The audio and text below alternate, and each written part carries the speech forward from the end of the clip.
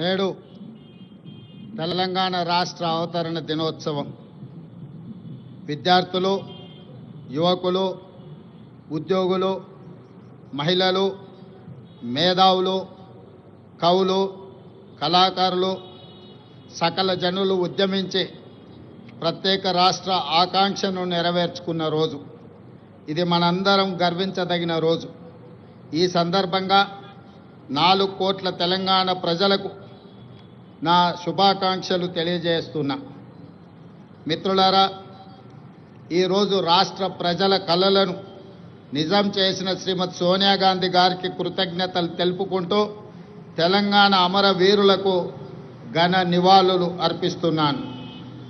స్వేచ్ఛ, సామాజిక న్యాయము, సమాన అవకాశాల కోసం దశాబ్దాలుగా పోరాడి తెలంగాణ రాష్ట్రాన్ని సాధించుకున్నాం. రాష్ట్రం ఏర్పడి 10 ఏళ్లు గడిచినా ప్రజల ఆకాంక్షలు నెరవేరలేదు. అందుకే 10 ఏళ్ల ఆధిపత్యాన్ని తిరస్కరించి ప్రజలు ప్రజాప్రభుత్వాన్ని ఏర్పాటు చేసుకున్నారు. డిసెంబర్ 7, 2023న మేం బాధ్యతలు స్వీకరించిన క్షణం నుంచి ప్రజల ఆకాంక్షలను నెరవేర్చేందుకు నిరంతరం ప్రయత్నం మొదలుపెట్టాం. మేం బాధ్యతలు చేపట్టే నాటికి రాష్ట్ర ఆర్థిక వ్యవస్థ అస్తవ్యస్తమైనది. వ్యవస్థలన్నీ నిర్వీర్యమయ్యాయి. జరిగిన తప్పిదాలను సరిదిద్ది రాష్ట్రాన్ని గాడిన పెట్టాల్సిన బాధ్యత మాపై ఉంది. ఇది నల్లేరుపై నడక కాదని మాకు తెలుసు. అయినా ప్రజా ఆకాంక్షలను నెరవేర్చే ప్రజాప్రభుత్వ ఎజెండాగా తెలంగాణ పునర్నిర్మాణ దశగా ప్రయత్నిస్తూ ముందుకు వెళ్తున్నాం.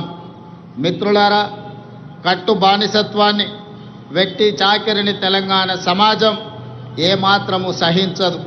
అందుకే ప్రజాప్రభుత్వంలో ప్రజల ఆలోచనలే మా ఆచరణగా ముందుకు వెళ్తున్నాం. గత 10 ఏళ్ల నిర్వీర్యమైన వ్యవస్థలను ఒక్కొక్కటిగా చక్కదిద్దుతున్నాం. నిర్లక్ష్యానికి గురైన యూనివర్సిటీలకు వీసీలను నియమించాం. తెలంగాణ పబ్లిక్ సర్వీస్ కమిషన్ని ప్రక్షాళన చేసి పోటీ పరీక్షలను నిర్వహిస్తున్నాం. విద్యా కమిషన్, వ్యవసాయ కమిషన్ని ఏర్పాటు చేసుకున్నాం. సమాచార హక్కు కమిషనర్లను, లోకాయుక్త, హెచ్ఆర్సీ కమిషన్లను ఏర్పాటు చేసుకొని వ్యవస్థలను స్వతంత్రంగా పనిచేసేలా చర్యలు తీసుకున్నాం. తెలంగాణ సమాజానికి పునాదులు మహిళలే. ఈనాడు తెలంగాణ సమాజం రాణి రుద్రమ్మను, సమ్మక్క సార్లమ్మను, చాకలి ఐలమ్మను, మల్లు స్వరాజ్యాన్ని ఆదర్శంగా తీసుకొని ఈ మహిళల అభివృద్ధి కోసం తెలంగాణ ప్రజాప్రభుత్వం ప్రయత్నం చేస్తున్నది.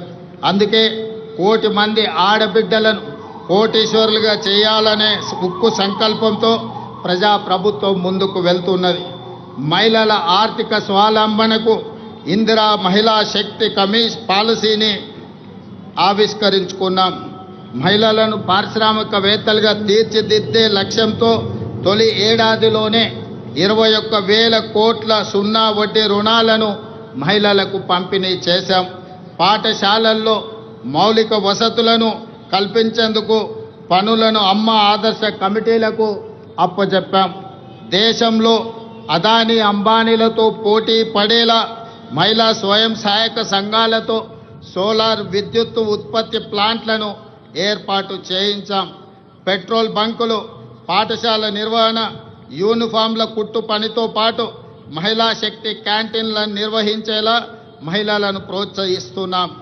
తాము తయారు చేసిన ఉత్పత్తులను విక్రయించేందుకు అంతర్జాతీయ మార్కెట్లో మహిళా సంఘాలు పోటీ పడేలా హైటెక్ సిటీ పక్కన శిల్పారామంలో 100 ఇందిరా మహిళా శక్తి స్టాళ్లను ఏర్పాటు చేసి వాళ్ళు ఉత్పత్తి చేసిన వస్తువులను ప్రపంచ దేశాలకు పరిచయం చేసే విధంగా ఈనాడు వేదికను పరిచయం చేశాం. ఇందిరా మహిళా శక్తి సంఘాలకు ఆర్టీసీ బస్సుల్లో మహిళలకు ఉచిత బస్సు ప్రయాణం సౌకర్యం కల్పించడమే కాదు, ఆ బస్సులకు వారిని యజమానులను చేశాం. ఈనాడు ఆర్టీసీ ప్రైవేటులో ఏదైతే వ్యాపార సంస్థల నుంచి ఒప్పందాలు చేసుకొని బస్సుల నిర్వహణను ఏర్పాటు చేస్తున్నారో ఆ బస్సులను మహిళా సంఘాలతో కొనుగోలు చేయించి ఇప్పటికే 150 బస్సులను ఇవ్వడం జరిగింది. తొందరలోనే 450 బస్సులను మహిళలకు అందించడం ద్వారా ఆర్టీసీలో మహిళలు ఉచితంగా బస్సు ప్రయాణం చేయడమే కాదు, ఆర్టీసీ సంస్థకు 600 బస్సులను ఈరోజు ఎంగేజ్ చేసి వాళ్ళు ఆర్థికంగా ఎదగడానికి రాష్ట్ర ప్రభుత్వం మహిళా సంఘాలకు చేయూతను అందిస్తూ ముందుకు వెళ్ళడం జరుగుతుంది. అదేవిధంగా మహాలక్ష్మి పథకం ద్వారా 500 రూపాయలకే గ్యాస్ సిలిండర్ ఇవ్వడమే కాదు, 200 యూనిట్లు ఉచిత విద్యుత్తు ఈనాడు ఆడబిడ్డలకే మనం ఇవ్వడం జరుగుతుంది. అదేవిధంగా ఈరోజు తెలంగాణ రాష్ట్రంలో ఇందిరమ్మ ఇండ్లు కేటాయిస్తున్నాం. ఈ ఇందిరమ్మ ఇండ్లు కూడా ఇంటి ఆడబిడ్డ అయిన మహాలక్ష్మి ఆడబిడ్డలకే ఈరోజు ఇందిరమ్మ ఇండ్లు కేటాయించడం జరుగుతుంది.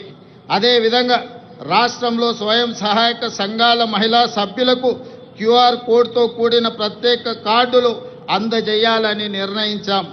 వారికి ప్రతి సంవత్సరం ఉచిత వైద్య పరీక్షలు నిర్వహించి హెల్త్ ప్రొఫైల్ వివరాలతో పాటు పూర్తి వివరాలను ఆ కార్డులో పొందుపరుస్తాం. రాష్ట్రంలో మహిళా లక్ష్మిగా మారి సగర్వంగా నిలబడాలనేది మా ప్రజా ప్రభుత్వం యొక్క లక్ష్యం. ఇదే కాదు, ఈనాడు మహిళా సంఘాల సభ్యులు 67 లక్షల మంది మన రాష్ట్రంలో ఉన్నారు. వాళ్ళందరికీ కూడా ప్రతి సంవత్సరం 2 జతల చీరలను ఆడబిడ్డ కానుకగా ఈరోజు తెలంగాణ రాష్ట్ర ప్రభుత్వం ఇవ్వడం ద్వారా వాళ్ళ ఆత్మగౌరవాన్ని నిలబెట్టి ఈ మహిళలతో మాకు కుటుంబ అనుబంధం ఉంది అని చెప్పి ఈనాడు తెలంగాణ ప్రజాప్రభుత్వము ఒక ఔదార్యాన్ని ప్రదర్శించి ఆడబిడ్డలను ఆదుకునే ప్రయత్నం చేస్తున్నాం. అదేవిధంగా మిత్రులారా, రాష్ట్రానికి రైతే వెన్నెముక, అందుకే రైతు సంక్షేమమే ధ్యేయంగా ప్రజాప్రభుత్వం పనిచేస్తుంది.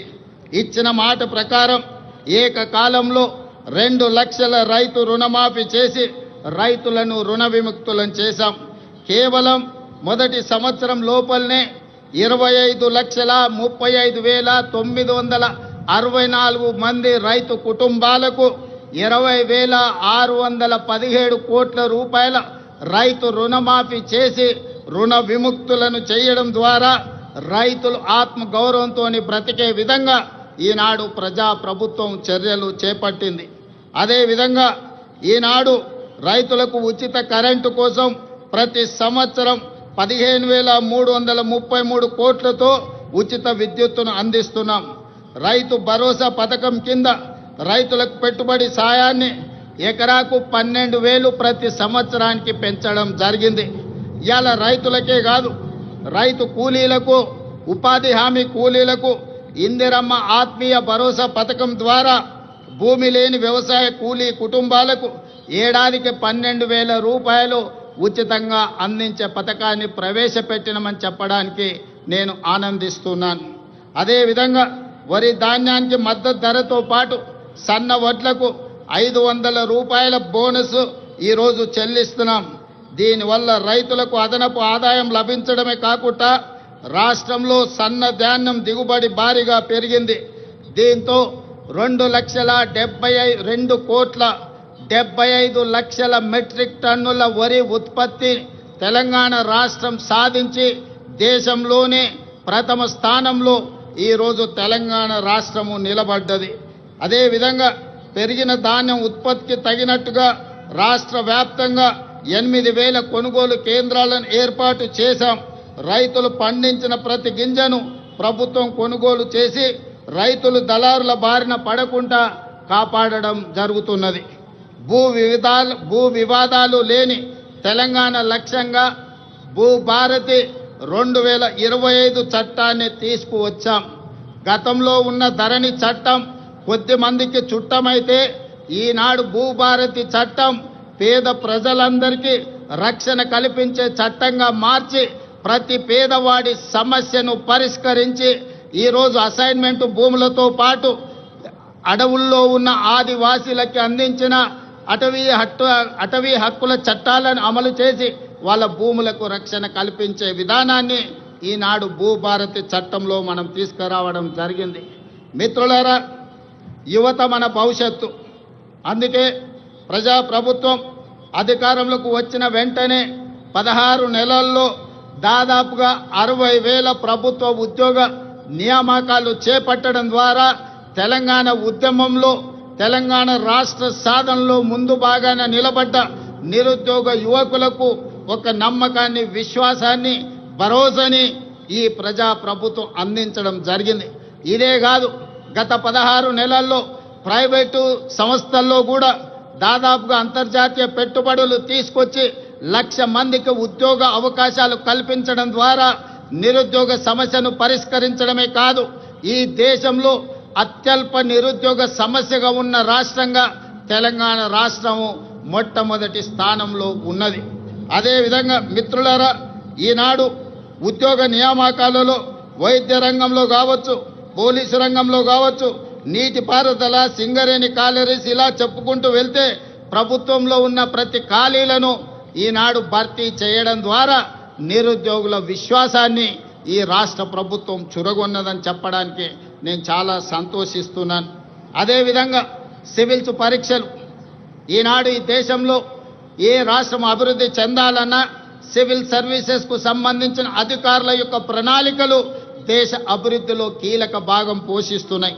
తెలంగాణ రాష్ట్రం నుంచి సివిల్ సర్వీసుల్లో ఆశించిన మేరకు మన విద్యార్థులకు అవకాశాలు రాకపోవడం వల్ల తెలంగాణ రాష్ట్ర ప్రభుత్వం సివిల్ సర్వీసెస్కు ప్రిపేర్ అవుతున్న వాళ్లకు హైదరాబాదు నగరంలోనే కాదు, ఢిల్లీలో కూడా శిక్షణ పొందడానికి రాజీవ్ యువ వికాసాన్ని అందించడం ద్వారా సివిల్ సర్వీసెస్ ప్రిలిమ్స్కి ఎన్నికైన వాళ్లకు ₹1,00,000, మెయిన్ పరీక్షలకు ఎన్నికైన వాళ్లకు ₹1,00,000 ఆర్థిక సహాయాన్ని అందించడం ద్వారా ఈనాడు దేశంలోనే మన విద్యార్థులు అత్యధికంగా సివిల్ సర్వీసెస్కి ఈరోజు ఎన్నిక కాబడ్డారని చెప్పడానికి నేను సంతోషిస్తున్నాను. అదేవిధంగా యంగ్ ఇండియా స్కిల్స్ యూనివర్సిటీ ఈనాడు విద్యా సంస్థల నుంచి, ముఖ్యంగా ఇంజనీరింగ్ కాలేజీల నుంచి ప్రతి సంవత్సరం 1,10,000 మంది విద్యార్థులు పాస్ అయి సర్టిఫికెట్ తెచ్చుకుంటున్నా ఈరోజు మార్కెట్లో అవసరమైన స్కిల్స్ వాళ్లకు లేకపోవడం వల్ల ఉద్యోగ ఉపాధి అవకాశాలు కోల్పోతున్నారు. అందుకే తెలంగాణ రాష్ట్ర ప్రభుత్వం ఆలోచన చేసి యంగ్ ఇండియా స్కిల్స్ యూనివర్సిటీని ప్రారంభించడం ద్వారా ఈ విద్యార్థులకు అందులో శిక్షణను అందించి ఉద్యోగ ఉపాధి అవకాశాలు కల్పించడానికి ఈనాడు యంగ్ ఇండియా స్కిల్స్ యూనివర్సిటీని మనం ప్రారంభించుకోవడం జరిగిందని చెప్పడానికి నేను గర్విస్తున్నాను. అదేవిధంగా మొన్న జరిగిన ఒలింపిక్స్లో భారతదేశానికి ఒక్క బంగారు పథకం కూడా రాలేదు. 140 కోట్ల జనాభా ఉన్న, ప్రపంచంలోనే అత్యధిక జనాభా ఉన్న దేశంగా గుర్తింపు పొందిన భారతదేశం ఒలింపిక్స్లో బంగారు పథకాన్ని సాధించకపోవడం మనకు నిజంగా ఆలోచన చేయవలసిన సందర్భం. అందుకే ఈనాడు యువకుల్లో క్రీడాకారులను వెలికి తీయాలి, మట్టిలో మాణిక్యాలను ఈ దేశానికి పరిచయం చేయాలన్న ఆలోచనతోని యంగ్ ఇండియా స్పోర్ట్స్ యూనివర్సిటీని, అదేవిధంగా స్పోర్ట్స్ అకాడమీని ప్రారంభించుకొని రాబోయే 2028 సంవత్సరంలో జరగబోయే ఒలింపిక్స్లో బంగారు పథకాన్ని దేశానికి తెలంగాణ రాష్ట్రం తరఫునే సాధించాలన్న లక్ష్యంతో ఈనాడు యంగ్ ఇండియా స్పోర్ట్స్ యూనివర్సిటీని, అదేవిధంగా అకాడమీని మనం ప్రారంభించుకున్నామని తెలియజేయడానికి నేను సంతోషిస్తున్నాను. అదేవిధంగా యంగ్ ఇండియా ఈరోజు ఇంటిగ్రేటెడ్ రెసిడెన్షియల్ స్కూల్స్, గతంలో ప్రభుత్వాలు SC, ST, BC, minority, EWS కోటాలో ఉండే విద్యార్థులకు వివిధ ప్రాంతాలలో రెసిడెన్షియల్ స్కూళ్ళు నడిపేవాళ్ళు. దాంతో వాళ్ళలో ఒక ఆత్మ న్యూనతా భావము ఏర్పడడానికి అవకాశం ఉంది. అందుకే ఈనాడు తెలంగాణ రాష్ట్ర ప్రభుత్వం ఆలోచన చేసి SC, ST, BC, minority, EWS విద్యార్థులు అందరినీ కూడా ఒకే దగ్గర కలిసిమెలిసి ఒక కుటుంబంలా చదువుకునే విధంగా ఈనాడు యంగ్ ఇండియా ఇంటిగ్రేటెడ్ రెసిడెన్షియల్ స్కూల్స్ని మనం ప్రారంభించుకున్నాం. ప్రతి నియోజకవర్గానికి ఒక యంగ్ ఇండియా ఇంటిగ్రేటెడ్ రెసిడెన్షియల్ స్కూల్ని 25 ఎకరాలలో దాదాపుగా 200 కోట్ల రూపాయలతో నిర్మించాలని 20,000 కోట్ల రూపాయలను ఈనాడు విద్య మీద, వాటికి అవసరమైన మౌలిక వసతులను ఏర్పాటు చేయడానికి ఖర్చు పెట్టాలని ఈ ప్రభుత్వం ముందుకొచ్చి ఈరోజు ఈ కార్యక్రమాలను చేపట్టింది. ఈనాడు విద్య మీద పెట్టే పెట్టుబడిని మేము ఖర్చుగా భావించడం లేదు, భవిష్యత్ తరాల పెట్టుబడి, ఈ దేశ నిర్మాణం, తరగతి గదుల్లోనే ఉన్నది. అందుకే విద్య మీద ఖర్చుగా భావించడం లేదు. మేము ఇది ఒక భవిష్యత్ పెట్టుబడిగా భావిస్తున్నాం. అందుకే ఈనాడు దేశం గర్వించే విధంగా యంగ్ ఇండియా ఇంటిగ్రేటెడ్ రెసిడెన్షియల్ స్కూళ్ళని ఈరోజు మనం ప్రారంభించుకున్నాం. దేశానికే ఆదర్శం. దీనికి ప్రధాన కారణం ఆనాడు పివి నరసింహారావు గారు సర్వేల్ రెసిడెన్షియల్ స్కూల్ మన నల్గొండ జిల్లాలో ప్రారంభిస్తే ఈనాడు దేశానికి ఎంతో మంది ఐఏఎస్ ఐపీఎస్లను అందించారు. మన తెలంగాణ రాష్ట్ర చీఫ్ సెక్రటరీ గారు ఆనాటి పివి నరసింహారావు గారు ప్రారంభించిన సర్వేల్ రెసిడెన్షియల్ స్కూల్ నుంచే అక్కడి విద్యార్థి. Eenadu Telangana public service commission chairperson కూడా ఆ సర్వేల్ స్కూల్ నుంచి వచ్చిన ఒక ఐఏఎస్ ఆఫీసర్. అందుకే ఈనాడు మన దేశ భవిష్యత్తు తరగతి గదుల్లో ఉందని ఏదైతే భావిస్తున్నామో అందుకే ఈరోజు అద్భుతమైన మౌలిక వసతులతోని ఇంటిగ్రేటెడ్ రెసిడెన్షియల్ స్కూల్స్ని ఈరోజు ప్రారంభించుకోవడం ద్వారా ఈ దేశానికి అవసరమైన డాక్టర్లను, లాయర్లను, ఇంజనీర్లను, ఐఏఎస్లను, ఐపీఎస్లను, ఇతర ఉన్నతాధికారులను ఈరోజు మనం ఈ దేశానికి అందించడానికి ఒక బృహత్తర కార్యక్రమాన్ని తీసుకున్నాం. ఇది ఖచ్చితంగా భవిష్యత్తులో మంచి సత్ఫలితాలను ఇస్తుంది అని చెప్పి ఈరోజు నేను భావిస్తున్నాను. అదేవిధంగా ప్రజాప్రభుత్వం అధికారంలోకి రాగానే విద్యా వైద్య రంగాలను ప్రక్షాళనకు విప్లవాత్మక చర్యలు తీసుకున్నాం. అదేవిధంగా మిత్రులారా, ఈరోజు రెసిడెన్షియల్ స్కూళ్లలో చదువుకుంటున్న విద్యార్థులకు దాదాపుగా 10 సంవత్సరాల నుంచి డైట్ ఛార్జెస్ పెంచలేదు, 16 సంవత్సరాలు కాస్మెటిక్ ఛార్జెస్ పెంచలేదు. అందుకే ప్రజాప్రభుత్వం రెసిడెన్షియల్ స్కూల్లో చదువుకుంటున్న పిల్లలకు 40% డైట్ ఛార్జెస్ పెంచడమే కాదు 200% కాస్మెటిక్ ఛార్జెస్ పెంచడం ద్వారా గ్రామీణ ప్రాంతాల నుంచి వచ్చిన తండాలలో, గూడాలలో, మారుమూల పల్లెల్లో పేద కుటుంబాల నుంచి విద్యార్థులు రెసిడెన్షియల్ స్కూల్లో చదువుకుంటున్న వాళ్లకు తల్లిదండ్రుల మీద ఆధారపడకుండా ఈనాడు 200% కాస్మెటిక్ ఛార్జెస్ పెంచడం ద్వారా ప్రతి నెల వాళ్ళకు విధిగా అందించే విధంగా ఈనాడు ప్రభుత్వం చర్యలు చేపట్టి ఆ విద్యార్థులు ఆత్మగౌరవంతో చదువుకునే విధంగా ఈరోజు ప్రభుత్వం చర్యలు చేపట్టిందని చెప్పడానికి నేను ఆనందిస్తున్నాను మిత్రులారా. అదేవిధంగా రాష్ట్రంలోని ఆసుపత్రుల్లో మౌలిక సదుపాయాల అభివృద్ధి చర్యలు తీసుకుంటున్నాం. 100 ఏళ్లకు చరిత్ర కలిగిన ఉస్మానియా ఆసుపత్రికి పూర్వ వైభవం వచ్చే ప్రయత్నం చేస్తున్నాం. అందుకే 30 ఎకరాలలో గోష మహల్లో 2700 కోట్ల రూపాయలతోని నూతన ఉస్మానియా ఆసుపత్రి భవనాన్ని నిర్మించడమే కాకుండా ఈనాడు సనత్ నగర్లో, అల్వార్లో, ఎల్బీ నగర్లో, అదేవిధంగా వరంగల్లో ఉన్న పనులు ప్రారంభమై ఆగిపోయిన పెద్ద ప్రభుత్వ ఆసుపత్రులను పూర్తి చేయడానికి ఈరోజు ప్రభుత్వం చర్యలకు ఉపక్రమించింది. ఇదే కాదు, పేదవాళ్లకు ఉచిత వైద్యాన్ని అందించడానికి రాజీవ్ ఆరోగ్యశ్రీ ద్వారా 10 లక్షల రూపాయల ఉచిత వైద్యాన్ని అందించడం ద్వారా పేదల ఆరోగ్యమే మా ప్రభుత్వం యొక్క బాధ్యత అని చెప్పి ఈరోజు ఆ ప్రయత్నాలతో ముందుకు వెళ్తున్నాం మిత్రులారా. అదేవిధంగా మిత్రులారా, రిజర్వేషన్లకు సంబంధించి బలహీన వర్గాల వారికి అండగా నిలవాలన్నదే మా ప్రజా ప్రభుత్వం యొక్క ఆలోచన. అందుకే ఈరోజు 1931లో దాదాపుగా 100 సంవత్సరాల క్రితం కులగణన జరిగింది దేశంలో జనగణనతో పాటు. మళ్ళీ 2024-25లో ప్రజా ప్రభుత్వం 100 సంవత్సరాల తర్వాత ఈ దేశంలోనే మొట్టమొదటి రాష్ట్రంగా జనగణనతో పాటు కులగణన లెక్కలు తీసి ఈనాడు 100 సంవత్సరాల సుదీర్ఘమైన సమస్యకు ఈరోజు శాశ్వత పరిష్కారం చూపించింది. ఈరోజు ఈ లెక్కలు తీయడం ద్వారా వాస్తవంగా ఉన్న 56.36% ఉన్న బలహీన వర్గాల లెక్కలు తీసి వాళ్లకు 42% రిజర్వేషన్లు, విద్య, ఉద్యోగ, రాజకీయ అవకాశాలు కల్పించాలని ఈనాడు తెలంగాణ ప్రభుత్వం ఈ చర్యలతో ముందుకు వెళుతుంది. ఈరోజు తెలంగాణ రాష్ట్ర ప్రభుత్వం తీసుకున్న ఈ విప్లవాత్మకమైన నిర్ణయం వల్ల కేంద్ర ప్రభుత్వం కూడా రాబోయే జనగణనలో కులగణన చేపట్టాలని నిర్ణయం తీసుకున్నది. తెలంగాణ రాష్ట్రం దేశానికే ఆదర్శంగా నిలబడి కులగణన చేసిందని చెప్పడానికి నేను చాలా సంతోషిస్తున్నాను. అదేవిధంగా మీకందరికీ తెలుసు, ఎస్సీ కులాల ఉపకులాల వర్గీకరణ దాదాపుగా 40 సంవత్సరాల నుంచి ఎన్నో పోరాటాలు చేసి ఎంతో మంది అమరులై సుప్రీంకోర్టు జడ్జిమెంట్ తీసుకొస్తే ఎస్సీ కులాల వర్గీకరణ మొట్టమొదటి రాష్ట్రం తెలంగాణలోనే మా ఎస్సీలకు ఉన్న 15% రిజర్వేషన్ని గ్రూప్ 1కు 1%, గ్రూప్ 2కి 5%, గ్రూప్ 3కి 9% ఇవ్వడం ద్వారా ఎస్సీ కులాల వర్గీకరణ చేసి దేశంలోనే మొదటి రాష్ట్రంగా వర్గీకరణ చేసిన రాష్ట్రంగా మనం ముందు బాగాన నిలబడ్డాం.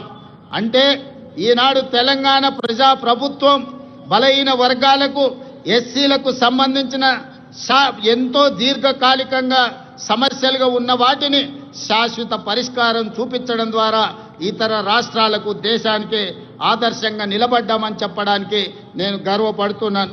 మిత్రులారా, అదేవిధంగా సంక్షేమ పథకాలను పటిష్టంగా అమలు చేసి పేదలకు ప్రజా ప్రభుత్వం అండగా నిలుస్తుంది. ఇల్లు లేని నిరుపేదల కోసం ఇందిరమ్మ ఇండ్ల పథకం ద్వారా ఇంటి నిర్మాణానికి 5 లక్షల ఆర్థిక సహాయం అందిస్తున్నాం. ఈ పథకం ద్వారా 4,50,000 ఇండ్లను ఈ సంవత్సరం పేదలకు అందించడం ద్వారా 22,500 కోట్ల రూపాయలు ఖర్చు పెట్టి పేదలను ఇంటి వాళ్ళను చేయడం ద్వారా ఆత్మగౌరవంతో బ్రతికే విధంగా ఈనాడు పేదలను ఆదుకోవడానికి మన ప్రభుత్వం ఈ ఇందిరమ్మ ఇండ్ల సంక్షేమ పథకాన్ని ముందుకు తీసుకువెళ్తున్నదని చెప్పి మీ అందరికీ చెప్పడానికి నేను సంతోషిస్తున్నాను. అదేవిధంగా ఇప్పటి వరకు 5,364 ఇందిరమ్మ లబ్ధిదారులకు 53,64,00,000 రూపాయలు నేరుగా లబ్ధిదారుల ఖాతాలోనే వేయడం జరిగింది. అదేవిధంగా మిత్రులారా, పేదల ఆకలి తీర్చడమే కాదు, వారి ఆత్మగౌరవంతో జీవించేలా సన్న బియ్యం పథకాన్ని ప్రారంభించాం. సంక్షేమ పథకాల చరిత్రలో సన్న బియ్యం ఒక ట్రెండ్ సెట్టర్. తెలంగాణలో 3 కోట్ల మంది సన్న బియ్యం పథకం ద్వారా లబ్ధి పొందుతున్నారు. ఖమ్మం జిల్లా సారపాకలో స్వయంగా నేనే సన్న బియ్యం లబ్ధిదారులు ఇంటికి వెళ్ళి ఆ గిరిజన కుటుంబంతో కలిసి సహపంక్తి భోజనం చేసినప్పుడు ఆ కుటుంబ సభ్యుల కళ్ళల్లో చూసిన ఆనందం జీవితకాలం నాకు గుర్తుండిపోతుంది. ఎందుకంటే ఒకనాడు రేషన్ షాపుల్లో ఇచ్చే దొడ్డు బియ్యం మిల్లర్ల మాఫియా లేకపోతే దళారుల మాఫియా చేతుల్లో ఆనాడు వాళ్ళ చేతుల్లో ఉండే. ఈనాడు సన్న బియ్యం ఇవ్వడం ద్వారా 3,10,00,000 మంది తెలంగాణ ప్రజలకు ప్రయోజనం చేరడమే కాకుండా ప్రతి ఒక్కరు ఆ సన్న బియ్యం తెచ్చుకొని ఈరోజు వండుకొని తింటున్నారు. నిజంగా ఇది ఒక గొప్ప విప్లవాత్మకమైన మార్పు. దీనికి ప్రజా ప్రభుత్వం పునాది వేసిందని తెలియజేయడానికి నేను సంతోషపడుతున్నాను మిత్రులారా. అదేవిధంగా పెట్టుబడులు మిత్రులారా, తెలంగాణ రాష్ట్రం సంక్షేమమే కాదు అభివృద్ధిలో కూడా దేశానికి ఆదర్శంగా నిలబడాలని స్టేట్ ఓన్డ్ ట్యాక్స్లో దేశంలోనే మొదటి స్థానంలో ఉన్నాం. అదేవిధంగా స్వదేశీ విదేశీ పెట్టుబడులను ఆకర్షించడంలో తెలంగాణ రాష్ట్రం ఈ దేశంలోనే మొదటి స్థానంలో ఉంది. దాదాపుగా ఈ 18 నెలల్లో 3 లక్షల కోట్ల రూపాయల పెట్టుబడులను ఆకర్షించడమే కాదు అమెరికా, జపాన్, సింగపూర్ అదేవిధంగా దావోస్ లాంటి నగరాల్లో పర్యటించి ఈ దేశానికి ఈరోజు పెట్టుబడులను సాధించినాం. అదే కాకుండా ఈరోజు జపాన్కి సంబంధించిన మేయర్ గారు ఈ ప్రత్యేక రాష్ట్ర అవతరణ దినోత్సవంలో పాల్గొనడం ద్వారా మనకు స్ట్రాటజిక్ పార్ట్నర్గా మన తెలంగాణ ముఖ్యంగా హైదరాబాదు నగరాన్ని పారిశుద్ధ్య రహిత నగరంగా తీర్చిదిద్దడానికి జపాన్ మనకు సహకరిస్తుంది. అందుకే ఈరోజు రాష్ట్ర అవతరణ దినోత్సవంలో వారు కూడా పాల్గొనడం జరిగింది. వారికి కూడా మనస్ఫూర్తిగా అభినందనలు తెలియజేస్తున్నాను తెలంగాణ ప్రజల తరఫున. అందుకే ఈరోజు తెలంగాణ రాష్ట్ర ప్రభుత్వం భవిష్యత్తు ప్రణాళికలు రచించుకోవడానికి తెలంగాణకు ఒక విజన్ డాక్యుమెంట్ తీసుకురావాలని, ఆ విజన్ డాక్యుమెంటే తెలంగాణ రైజింగ్ 2047. ఈరోజు ఆ పాలసీ డాక్యుమెంట్ ద్వారా రాబోయే తరాలకు భవిష్యత్తు ప్రణాళికలు అందించడమే కాదు తెలంగాణ రాష్ట్రాన్ని ప్రపంచంతోనే పోటీ పడే విధంగా అభివృద్ధి పదం వైపు నడిపించాలన్న ఒక పాలసీ డాక్యుమెంట్ను తెలంగాణ రాష్ట్రం తీసుకురావడానికి ప్రయత్నం చేస్తుంది అని చెప్పి తెలియజేయడానికి నేను ఎంతో సంతోషిస్తున్నాను. ప్రపంచ నగరాలతో ధీటుగా హైదరాబాదు నగరాన్ని తీర్చిదిద్దేందుకు ప్రణాళికలు రూపొందిస్తున్నాం. మూసీ నదికి పూర్వ వైభవం తెచ్చేందుకు మూసీ పునరుజ్జీవన ప్రాజెక్టును మనం చేపడుతున్నాం. బాపు ఘాట్ను అంతర్జాతీయ స్థాయిలో గాంధీ సరోవర్గా తీర్చిదిద్దాలని మనం అనుకుంటున్నాం. అంతర్జాతీయ ప్రమాణాలతో భారత్ ఫ్యూచర్ సిటీ, ఈ దేశంలో ఏ నగరమైనా ఎప్పుడో బహుశా పూర్వతరాలు ప్రారంభించిన నగరాలను కొంచెం కొంచెంగా విస్తరించుకుంటూ వస్తున్నాం. కానీ భారతదేశంలో పూర్తి స్థాయి ప్రణాళికబద్ధమైన మహానగరం లేకపోవడం ఒక లోటుగా భావించి ఈరోజు న్యూయార్క్, టోక్యో లాంటి నగరాలతో పోటీ పడే విధంగా భారత్ ఫ్యూచర్ సిటీని మనం ఈరోజు ఎయిర్పోర్టుకు దగ్గరలో ప్రారంభించుకుంటున్నాం.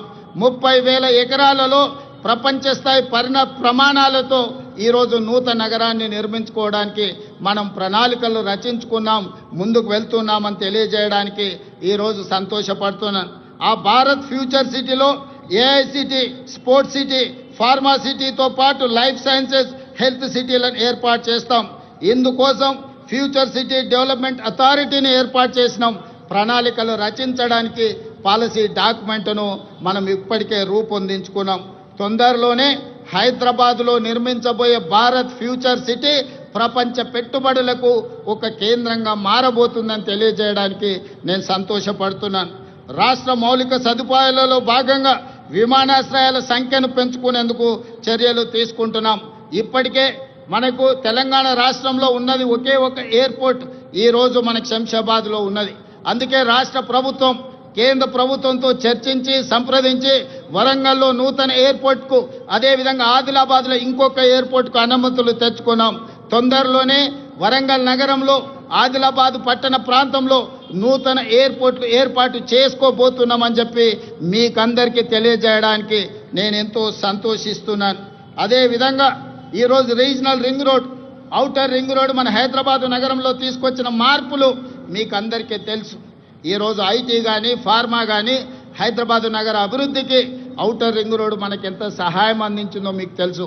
160 కిలోమీటర్ల ఔటర్ రింగ్ రోడ్ ఇంత అభివృద్ధి చేస్తే ఈనాడు రీజనల్ రింగ్ రోడ్డును ప్లాన్ చేస్తున్నాం. RRRని 360 కిలోమీటర్ల పొడవున హైదరాబాద్ తెలంగాణ నగరాన్ని చుట్టుముట్టే విధంగా ఈరోజు రీజనల్ రింగ్ రోడ్డును మనము నిర్మించుకోబోతున్నామని తెలియజేయడానికి నేను సంతోషపడుతున్నాను. రీజనల్ రింగ్ రోడే కాదు, ఔటర్ రింగ్ రోడ్డు నుంచి రీజనల్ రింగ్ రోడ్ వరకు రేడియల్ రోడ్లను వేసుకోవడం ద్వారా మన నగరాన్ని మహానగరంగా ప్రపంచ దేశాలతో పోటీ పడే విధంగా తీర్చిదిద్దాలని ఈనాడు తెలంగాణ ప్రజా ప్రభుత్వం ఉక్కు సంకల్పంతో ముందుకు వెళ్తున్నది. దీనికి మీరు అందించిన సహకారానికి నేను మనస్ఫూర్తిగా కృతజ్ఞతలు తెలియజేస్తున్నాను. అదేవిధంగా హైదరాబాద్ నగరంలో ఈ పక్క నుంచి వెళ్తున్న మెట్రో మీరు అందరూ చూస్తున్నారు. ఆనాడు కీర్తిశేషులు జైపాల్ రెడ్డి గారు పట్టణాభివృద్ధి శాఖ మంత్రిగా ఉన్నప్పుడు డాక్టర్ వైఎస్ రాజశేఖర రెడ్డి గారు ముఖ్యమంత్రిగా ఈ మెట్రోను మన హైదరాబాద్ నగరానికి పరిచయం చేశారు. ఆనాడు దేశంలోనే 2వ స్థానంలో ఉండే ఈ 12-13 ఏళ్ళు మెట్రో విస్తరించకపోవడం వల్ల 9వ స్థానానికి హైదరాబాద్ నగరం పడిపోయింది. అందుకే ముఖ్యమంత్రిగా బాధ్యతలు చేపట్టిన వెంబడే విస్తరిస్తున్న నగరానికి మెట్రోని విస్తరించాలి, పేదలకు అందుబాటులోకి తీసుకురావాలని ఈరోజు మెట్రోని పూర్తి స్థాయిలో విస్తరించడం ద్వారా ప్రతి ఒక్కరికి మెట్రోని అందుబాటులోకి తీసుకురావాలనే ప్రయత్నం చేస్తున్నాం. తొందరలోనే మెట్రో విస్తరణ పనులను కూడా ప్రారంభించుకోబోతున్నామని మీకు అందరికీ చాలా సంతోషంతో తెలియజేస్తున్నాను మిత్రులారా. అదేవిధంగా శాంతి భద్రతలు ఎక్కడైనా ప్రపంచంలో పెట్టుబడులు రావాలంటే దేశంలో శాంతి భద్రతలు ఉండాలి.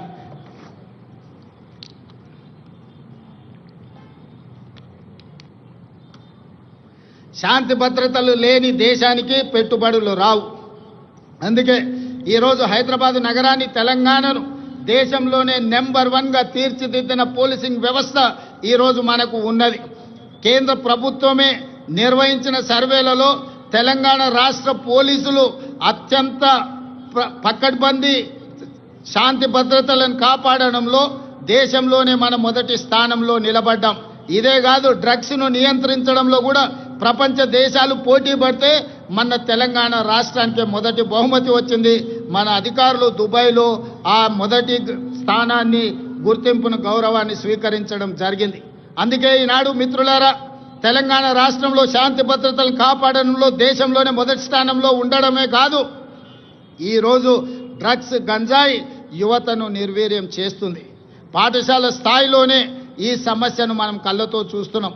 అందుకే ఈరోజు డ్రగ్స్, గంజాయిని నియంత్రించడమే కాదు, ఉక్కు పాదంతో అణిచివేయాలన్న ఆలోచనతోని పోలీస్ వ్యవస్థను పూర్తిగా ప్రక్షాళన చేసి సంపూర్ణమైన అధికారులని వాళ్ళకు అధికారాన్ని అందించి తెలంగాణ రాష్ట్రంలో గంజాయి అమ్మే వాళ్ళు కానీ డ్రగ్స్ వినియోగించే వాళ్ళు కానీ కాలు పెట్టాలంటే వెన్నులో చలి జ్వరం వచ్చే విధంగా ఈనాడు మన పోలీసులు పనిచేస్తున్నారు. ఇదే కాదు, సైబర్ క్రైమ్ మీకు తెలుసు. ప్రతిరోజు సైబర్ క్రైమ్ ద్వారా మోసపోయిన వాళ్ళని ఎంతో మందిని టీవీలో పేపర్లలో చూస్తున్నాం. ఈరోజు సైబర్ క్రైమ్లో నష్టపోయిన వాళ్లను కోట్లాది రూపాయలను రికవరీ చేయడమే కాకుండా దేశంలో అత్యంత పకడ్బందీ సైబర్ క్రైమ్ను నియంత్రించే వ్యవస్థ ఈనాడు తెలంగాణ రాష్ట్ర పోలీసులు నిర్వహిస్తున్నందుకు వాళ్ళని అభినందించడమే కాదు, ఇంత గొప్పగా మనం శాంతి భద్రతలను కాపాడుతున్నామని తెలియజేయడానికి నేను గర్వపడుతున్నాను, నేను ఆనందిస్తున్నాను మిత్రులారా. అదేవిధంగా మిత్రులారా, తెలంగాణ రాష్ట్ర ప్రభుత్వంలో ఈ మధ్య కాలంలోనే భారత్ సమ్మిట్ను మనం నిర్వహించుకోవడం జరిగింది. భారత్ సమ్మిట్ ద్వారా దాదాపుగా 100 దేశాలకు సంబంధించిన ప్రతినిధులు హైదరాబాదు నగరానికి వచ్చి తెలంగాణ రాష్ట్రంలో పెట్టుబడులకు అనువైన అంశాలను, పరిపాలనలో సరళీకృతమైన విధానాలను, అదేవిధంగా ఇక్కడ ఉన్న శాంతి భద్రతలను, ప్రభుత్వం ఇస్తున్న అనుమతులతో పాటు ఇక్కడ ప్రజల యొక్క హక్కులను కాపాడడానికి ప్రజాస్వామిక వ్యవస్థలను బలోపేతం చేసి ప్రపంచానికే ఆదర్శంగా నిలబడి డాక్టర్ బాబాసాహెబ్ అంబేద్కర్ గారు అందించిన రాజ్యాంగాన్ని తూచా తప్పకుండా అమలు చేస్తున్న తెలంగాణ ప్రభుత్వం గురించి భారత్ సమ్మిట్లో 100 పైగా దేశాలు పాల్గొని 3 రోజులు తెలంగాణ రాష్ట్ర ప్రభుత్వం తీసుకుంటున్న చర్యలను నిశితంగా గమనించి వాళ్ళు అభినందించడమే కాదు, 100 దేశాలలో ఈరోజు తెలంగాణ రాష్ట్రం గురించి, హైదరాబాదు నగరం గురించి వాళ్ళు ప్రచారం కల్పిస్తున్నారని చెప్పడానికి నేను సంతోషపడుతున్నాను. అదేవిధంగా ఈరోజు మీకు తెలుసు, ప్రపంచ సుందరి పోటీలు అందాల పోటీలు కాదు, ఇది తెలివికి పరిజ్ఞానికి ప్రపంచానికి పరిచయం చేయడమే కాదు, ఈరోజు తెలంగాణ రాష్ట్రంలో గొప్ప సంపద ఉన్నది. గుడులకు సంబంధించి కానీ, ప్రకృతి సౌందర్యం కానీ మన ప్రాంతంలో ఎన్నో ఉన్నాయి. రామప్ప దేవాలయం, 1000 స్తంభాల గుడి, అదేవిధంగా యాదగిరిగుట్ట టెంపుల్, ఈరోజు హైదరాబాద్లో చౌమల ప్యాలెస్ కావచ్చు, చార్మినార్ కావచ్చు, చార్మినార్ ప్రాంతంలో ఉన్న చుడీ బజార్ కావచ్చు, లాడ్ బజార్ కావచ్చు, ఇలా తెలంగాణ రాష్ట్రంలో ఉన్న గొప్ప గొప్ప కట్టడాలను, అదేవిధంగా ఈ అంతర్జాతీయ స్థాయిలో మన ఉత్పత్తి చేస్తున్న ప్రాడక్ట్స్ని అన్నిటిని కూడా ప్రపంచానికి పరిచయం చేయడానికి ఈరోజు ప్రపంచ సుందరి పోటీలను నిర్వహించడం జరిగింది. ప్రపంచంలోనే ఒక్క గొప్ప పిల్లల మర్రిగా పాలమూరు జిల్లాలో ఉన్న పిల్లల మర్రిని ఈ పర్యాటకులు వచ్చి చూడడం జరిగింది. ఈరోజు 108 దేశాలకు సంబంధించిన ప్రతినిధులు ఈ ప్రపంచ సుందరి పోటీలలో పాల్గొనడం జరిగింది. 25 రోజులు ఇక్కడ అన్ని రకాలుగా రక్షణ కల్పించి అన్ని ఏర్పాట్లను మన టూరిజం డిపార్ట్మెంట్ చేయడం ద్వారా ఈరోజు ప్రపంచానికే హైదరాబాదు నగరం, తెలంగాణ రాష్ట్రం పెట్టుబడులకు అనువైన కేంద్రంగా ప్రభుత్వం ఇతర దేశాల నుంచి వచ్చిన పర్యాటకులకు రక్షణ కల్పిస్తుంది. వాళ్ళందరూ కూడా ఈ రాష్ట్రంలో పర్యటించవచ్చు. ఈ రాష్ట్రంలో పర్యాటకులు చూడడానికి అద్భుతమైన కట్టడాలతో పాటు ప్రకృతి సౌందర్యం ఉంది అని ఈరోజు ప్రపంచానికి చాటి చెప్పడం జరిగింది. టూరిజం డిపార్ట్మెంట్ కూడా ఒక గొప్ప కార్యక్రమాన్ని తీసుకొని అద్భుతంగా నిర్వహించిందని మీ అందరికీ తెలియజేయడానికి నేను సంతోషపడుతున్నాను. అదేవిధంగా మిత్రులారా, 2047 నాటికి భారతదేశానికి స్వతంత్రం వచ్చి 100 సంవత్సరాలు పూర్తి చేసుకోబోతుంది. 1947 15 ఆగస్టు నాడు స్వతంత్రం వస్తే 15 ఆగస్టు 2047 నాటికి 100 సంవత్సరాలు మనము ఈ స్వేచ్ఛను ఈరోజు మనం అనుభవిస్తున్న స్వతంత్రాన్ని పూర్తి చేసుకోబోతున్నాం. కాబట్టి 100 సంవత్సరాల స్వతంత్రాన్ని నిర్వహించుకోబోతున్న మనము ఒక గొప్ప లక్ష్యంతో తెలంగాణ రాష్ట్రాన్ని అభివృద్ధి పదం వైపు నడిపించాలని ఈనాడు ప్రజాప్రభుత్వం నిర్ణయం తీసుకున్నది. దాంట్లో భాగంగానే తెలంగాణ రైజింగ్ 2047 అనే ఒక పాలసీ డాక్యుమెంటును, ఒక విజన్ డాక్యుమెంటును తీసుకురావడం ద్వారా ప్రపంచంతో పోటీ పడాలి అని ఈరోజు మనం నిర్ణయించుకున్నాం. అందుకే 2047 నాటికి భారతదేశం $30 ట్రిలియన్ ఎకానమీకి చేరాలని ప్రయత్నం చేస్తున్నది, లక్ష్యం పెట్టుకొని పని చేస్తున్నది. మరి భారతదేశం ప్రభుత్వం $30 ట్రిలియన్ ఎకానమీని ఈరోజు దృష్టిలో పెట్టుకొని ప్రణాళికలు చేసుకుంటే తెలంగాణ రాష్ట్ర ప్రభుత్వం అందులో భాగస్వామి కావాలి, అగ్రభాగాన నిలబడాలి అని తెలంగాణ రైజింగ్ 2047 పాలసీ డాక్యుమెంట్ తీసుకొచ్చినాం. అందుకే ఈరోజు పరిశ్రమల కోసం, వ్యాపార సంస్థల కోసం, విద్యా ఉపాధి అవకాశాల కోసం అన్ని రకాలను మనం ఈరోజు అన్ని రకాల పాలసీలను తెచ్చుకోవడమే కాకుండా energy policy, tourism policy, industrial policy, investment policy, అదేవిధంగా హెల్త్ పాలసీ, ఇట్లాంటి పాలసీలన్నీ కూడా తెలంగాణ రాష్ట్ర ప్రభుత్వం ఈ మధ్యలోనే ప్రజలకు పరిచయం చేయడం జరిగింది.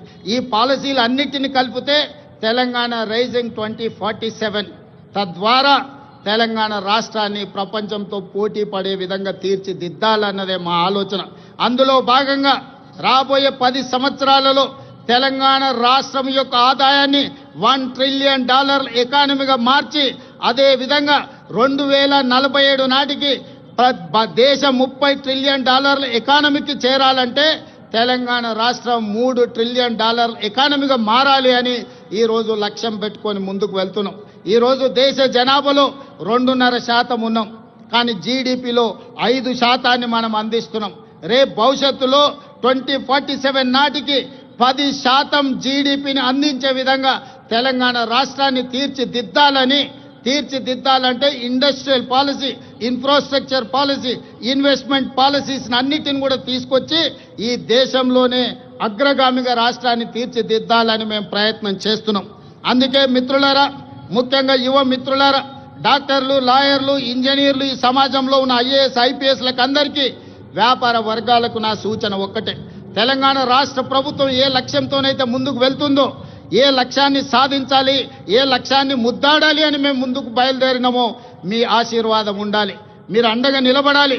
ఈనాడు తెలంగాణ రాష్ట్రం దేశానికి కాదు ప్రపంచానికి ఆదర్శంగా తీర్చిదిద్దాలంటే మీరందరూ అండగా నిలబడండి, ఆశీర్వదించండి.